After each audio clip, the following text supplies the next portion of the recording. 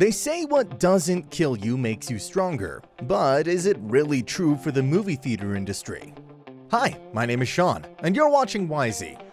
Today we're going to talk about the places where we go to witness films in all their glory. Right now, cinemas are going through a really rough patch. First, they faced competition from streaming services. Then the COVID pandemic hit.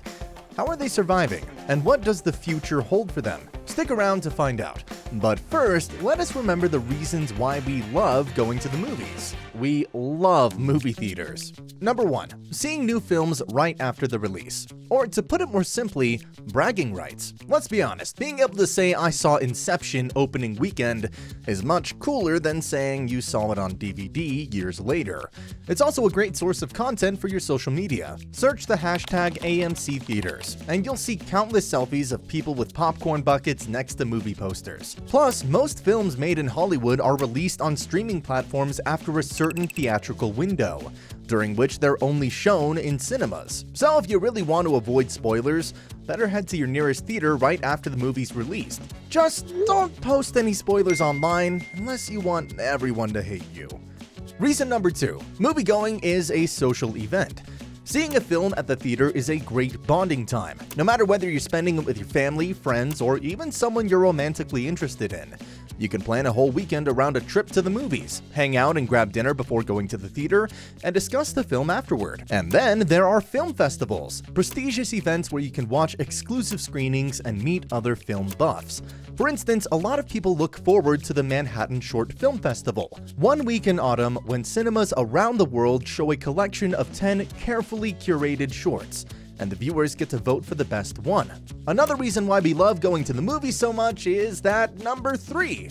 It's a great distraction. Cinema has always offered a space for us to escape from our daily routine and problems. It's nice to go see a film on the weekend and just watch a story unfold to clear your head after a rough week.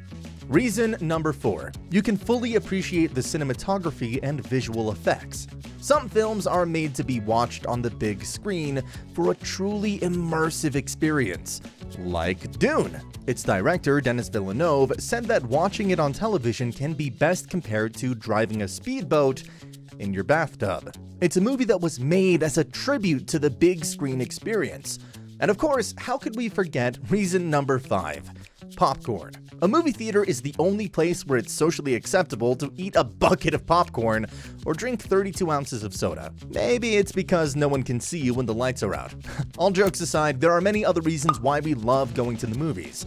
And at the end of the day, it's us. We're the viewers who keep the industry alive. Do you have a favorite movie-going experience?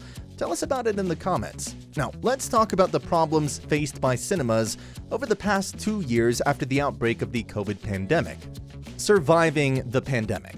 When the first lockdown measures were introduced in early 2020, the whole film industry took a huge hit. Just look at this graph showing how many movie tickets were sold in the US and Canada. The number went from 1.2 billion in 2019 to 223 million in 2020.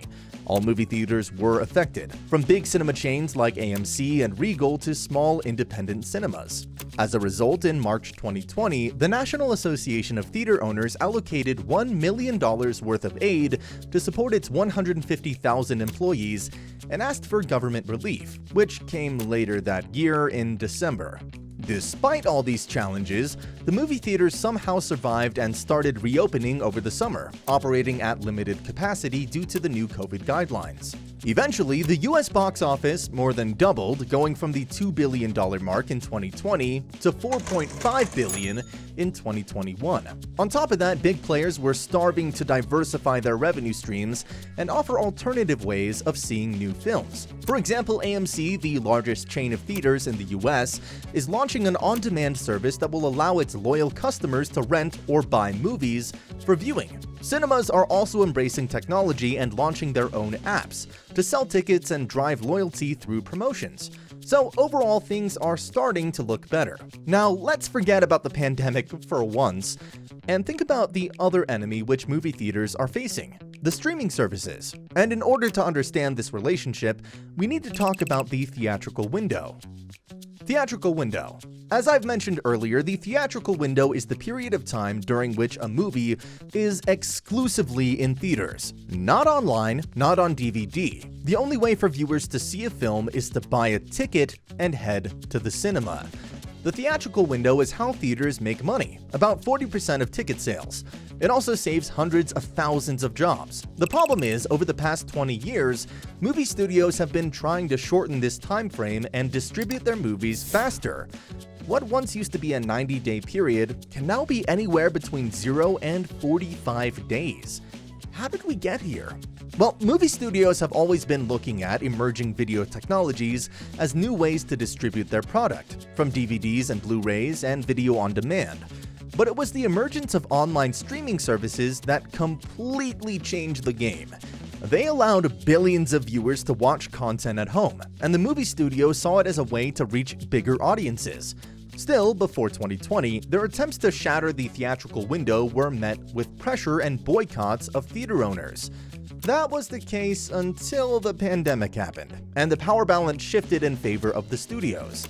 In 2020, Universal pressured AMC to reduce the theatrical window to 17 days, while Warner Bros. Signed a deal with HBO Max, allowing it to stream all of its films released in 2021 on the day of their theatrical release.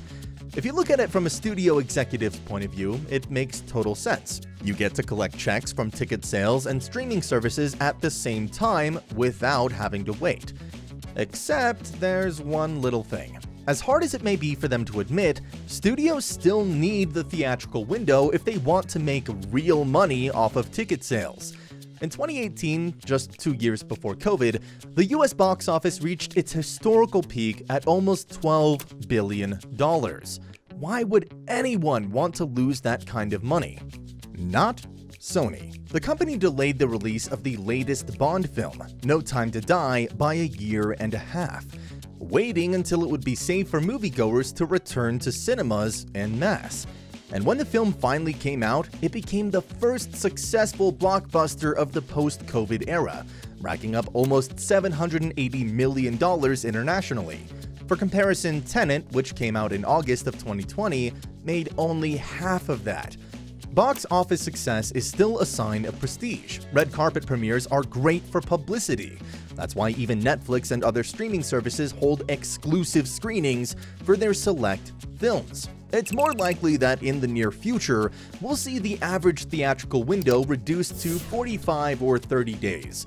But it definitely isn't going anywhere soon. In other words, the future of movie theaters is safe. For now. And what do you think is the best way to watch movies? At the theater or online? Maybe you prefer to watch them on Blu-ray or DVD. Tell us in the comments below. If you want to see more videos like this, subscribe to the channel, click the notification bell, and check out our courses. That's all for today, and I'll see you next time.